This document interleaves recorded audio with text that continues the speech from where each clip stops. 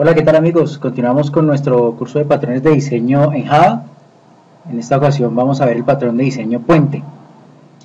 Su objetivo es dividir un componente complejo en dos jerarquías de herencia independientes pero relacionadas: la abstracción funcional y la implementación interna. Esto hace que sea más fácil cualquier aspecto del componente. En esta diapositiva vemos cómo se puede dividir la implementación de la abstracción, teniendo en cuenta que la abstracción va a tener una relación con la implementación. Vemos cómo la implementación tiene la capacidad de realizar el almacenamiento de la información, mientras que la abstracción tiene la capacidad de representar esa información de forma independiente.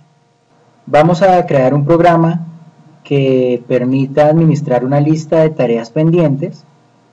Esta lista va a tener la flexibilidad de cómo se representan los elementos en la pantalla. Pueden ser sin enumerar, enumerados o con alguna viñeta que el cliente escoja. Además, vamos a ver cómo se puede tener la flexibilidad de modificar alguna funcionalidad de la lista para poder elegir entre una lista que permita tareas repetidas como una lista que no las permita. Una forma fácil de realizar este proyecto es creando clases independientes, una para cada funcionalidad y una para cada presentación. Esto sería muy rápido de resolver. Sin embargo, hay muchas combinaciones que llegarían a crearse si se quiere representar la lista de diferentes formas o si se quiere crear una funcionalidad diferente para la lista. Por eso, este patrón de diseño puente nos va a ayudar a minimizar el código que vamos a realizar para independizar la funcionalidad de la representación. Lo bueno de este patrón de diseño es que nos permite dividir el comportamiento de la representación. Esto hace que se puedan mezclar y combinar diferentes clases de representaciones y comportamientos. Nos da una mucho mayor funcionalidad, ya que estas mezclas producen una gama más amplia. Vamos a ver el código. Comencemos creando una interfase que contenga los métodos necesarios para poder administrar el comportamiento de las listas. Esta interfase tiene los métodos de agregar ítem, remover ítem, obtener la cantidad de ítems que tiene la lista, obtener un ítem específico y tiene un método que devuelve verdadero o falso si la lista soporta tareas repetidas o no.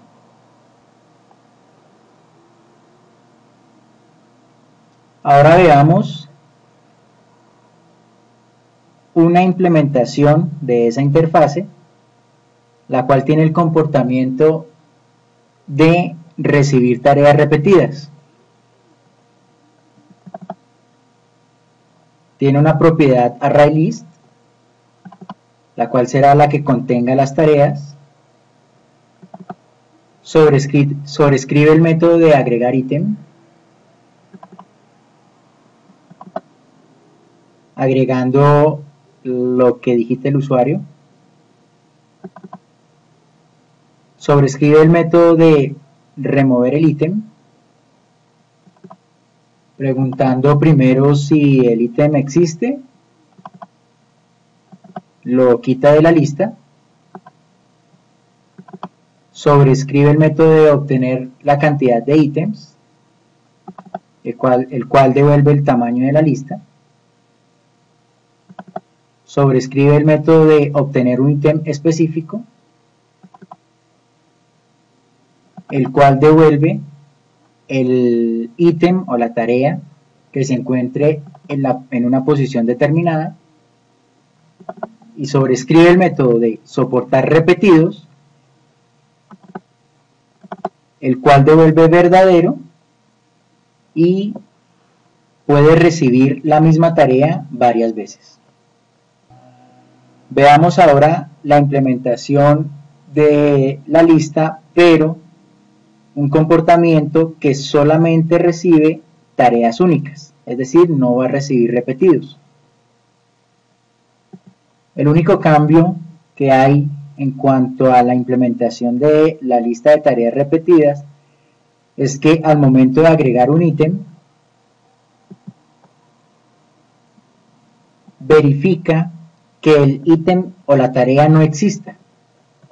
Si no existe, aquí estamos negando, si no existe, se agrega la tarea a la lista. De lo contrario, no realiza ninguna acción. El resto de los métodos los sobrescribe exactamente igual, a excepción de soporta repetidos, el cual devuelve falso, para informar que esta implementación no va a registrar ninguna tarea repetida.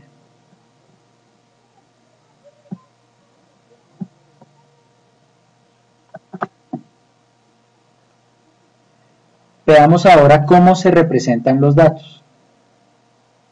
Creamos la clase lista base, la cual tiene una propiedad de la implementación de la lista. Tiene un método donde va a recibir en tiempo de ejecución el tipo de comportamiento de la lista, es decir, si el usuario selecciona que la lista soporte repetidos o si selecciona que la lista no soporte repetidos. Tiene un método de agregar ítem, el cual llama el método agregar ítem de la implementación que se haya seleccionado en tiempo de ejecución. Lo mismo para remover ítem, cuenta ítems y obtener ítem.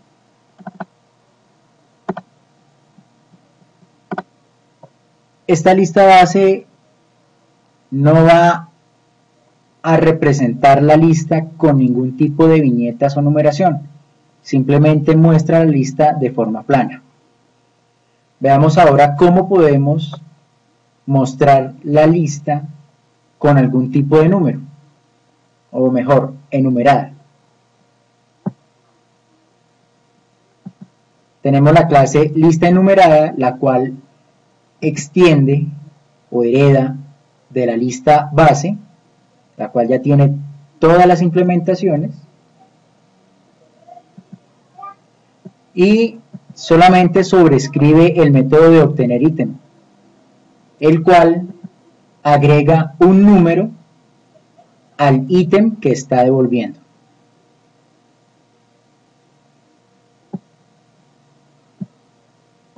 Vemos ahora la clase lista viñetas, la cual también extiende de la lista base, es decir, hereda toda su funcionalidad, pero tiene un método el cual el usuario puede seleccionar cuál va a ser la viñeta con la que se va a mostrar la lista. Un asterisco, un guión, un más. Esto lo puede seleccionar el cliente en tiempo de ejecución. Esa viñeta va a ser de tipo char. Aquí validamos si el tipo char es mayor a vacío. Si es mayor que vacío, el nuevo tipo de viñeta es asignado al tipo de viñeta para mostrar en la lista. De lo contrario, el tipo de viñeta siempre va a ser un signo de más. Y sobrescribimos el método de obtener ítem, en el cual agregamos el tipo de viñeta seleccionado por el usuario.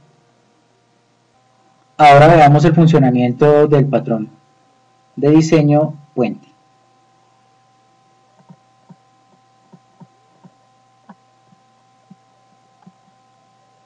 Como siempre comenzamos preparando el sistema para recibir datos del teclado.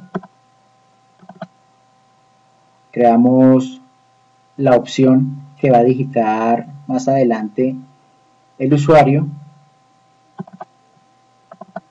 Traemos la implementación de la lista, el comportamiento. Le solicitamos al usuario que digite el tipo de lista que desea utilizar, si es de ítems repetidos o si es de ítems únicos. Capturamos la opción que digita el usuario. Dependiendo de la opción que haya digitado el cliente, creamos una lista que permita repetidos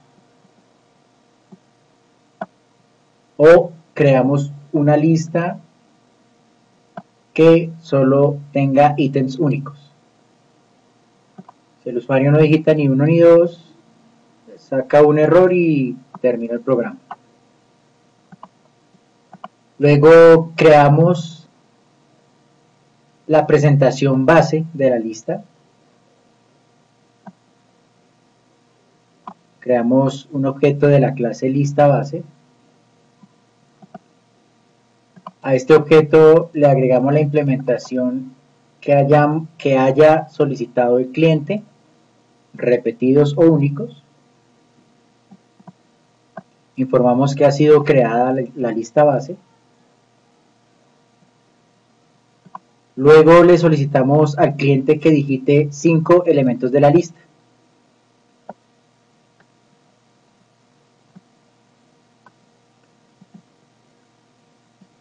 Capturamos la información y la agregamos a la lista base. Luego creamos la lista enumerada. A esa lista enumerada le agregamos la implementación que haya solicitado el usuario. Luego creamos la lista con viñetas. Le agregamos la implementación que haya solicitado el usuario. Y acá le solicitamos al usuario que digite un símbolo para representar la viñeta. Agregamos ese símbolo a las viñetas, al tipo de viñeta de esa lista. Y por último, imprimimos las 3 representaciones de la lista que estamos manipulando. Primero la lista base.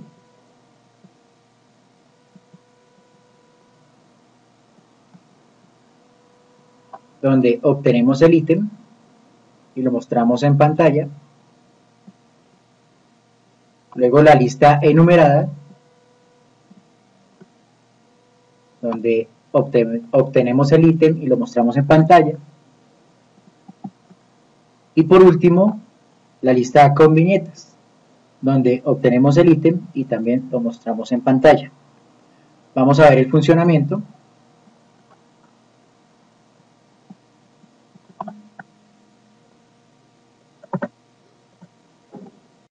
Compilamos todo primero.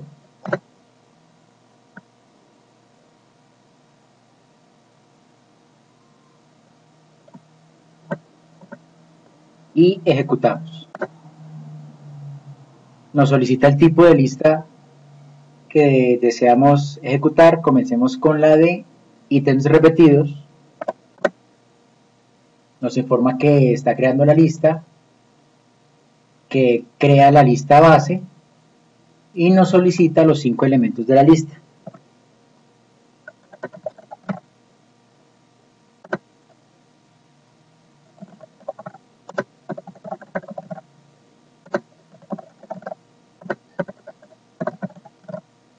He digitado las 5 tareas y vamos a ver cómo nos las muestra las diferentes clases de representación. Bueno, primero debemos digitar qué tipo de viñeta vamos a utilizar. Voy a colocar un asterisco.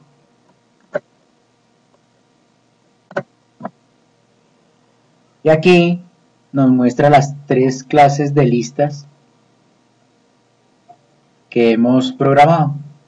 La lista base, la cual muestra las tareas en una forma plana. La lista enumerada, la cual enumera cada una de las tareas a realizar.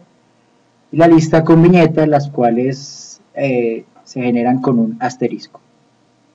Veamos ahora cómo funciona para las listas de ítems únicos.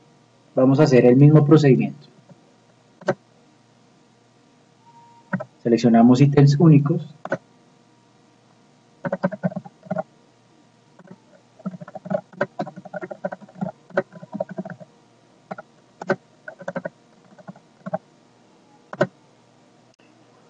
Observemos que en este ítems únicos digité la palabra planear 2 veces. En esta lista no debe aparecer debido a que el comportamiento de esta lista no permite tareas repetidas. Vamos a digitar el símbolo para la viñeta. En este caso va a ser un guión. Y observemos las tres representaciones donde podemos observar que el comportamiento no permitió digitar la tarea planear 2 veces. Hagamos un resumen para terminar con este patrón de diseño. Aquí vemos cómo se comportó el programa que hicimos anteriormente. Tenemos la implementación donde la lista se comportaba de dos formas diferentes. Una lista aceptaba tareas repetidas, la otra lista solo aceptaba tareas únicas. Y teníamos tres formas diferentes de representar esa lista. De una forma plana, una forma enumerada y una forma con viñetas. Gracias a esta estructura puente, solo requerimos de 5 clases para ejecutar el programa. Si lo hubiéramos hecho de una manera normal, es decir, utilizando herencia, hubiéramos requerido de como mínimo 6 clases. Veamos un cuadro comparativo. En este cuadro vemos cómo si hubiéramos utilizado la herencia, tendríamos 2 clases de implementación, 3 clases de abstracción y en total hubiéramos necesitado 6 clases de herencia. Como utilizamos el patrón de diseño puente, teniendo 2 clases de implementación y 3 de abstracción, en total se utilizaron 5 clases. La tabla 3.2 del libro de patrones de Java aplicado nos demuestra cómo si utilizamos herencia debemos multiplicar la cantidad de clases de representaciones por la cantidad de clases de implementaciones. Utilizando el patrón de diseño puente, lo que debemos es sumar la cantidad de clases de representaciones con las de implementaciones. Así nos ahorramos muchísimo código al momento de programar. Espero que les haya gustado este video tutorial. No olviden suscribirse, dejar sus comentarios, darle me gusta y nos vemos en una próxima ocasión. Nos vemos. Chao.